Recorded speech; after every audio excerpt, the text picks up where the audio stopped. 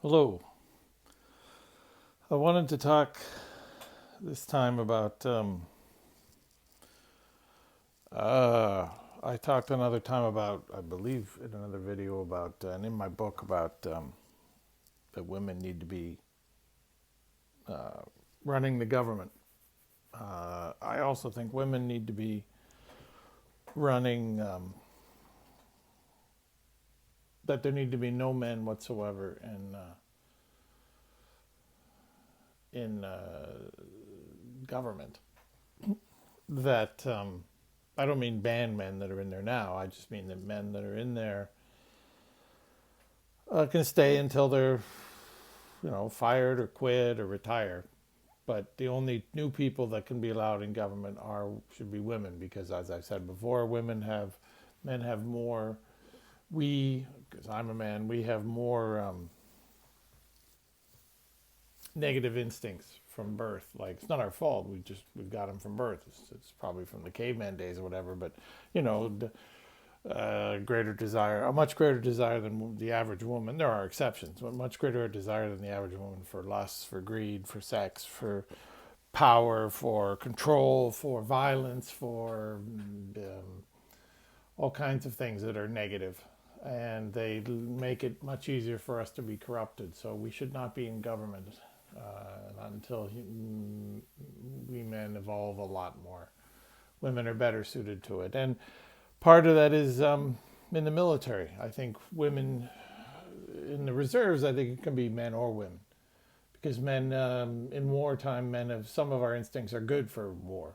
Sometimes we get carried away, obviously, but they're better suited for war. But for peacetime military, it's not, because peacetime military should be the best of the best. Should be people who are not driven by a lust for violence or you know competition or battle or things like that. It's better that people who are in peacetime military, who are in the peacetime military, are driven by, are obviously the best trained they can be, but on top of that, they should be realize that they shouldn't lust for war. They shouldn't lust for the violence and the combat.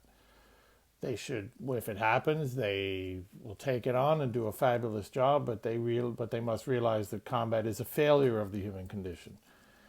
It's not a success; it's a failure. And we men tend to glorify combat. I mean, I was in the reserves. I mean, we tend to glorify combat, and it's time that women were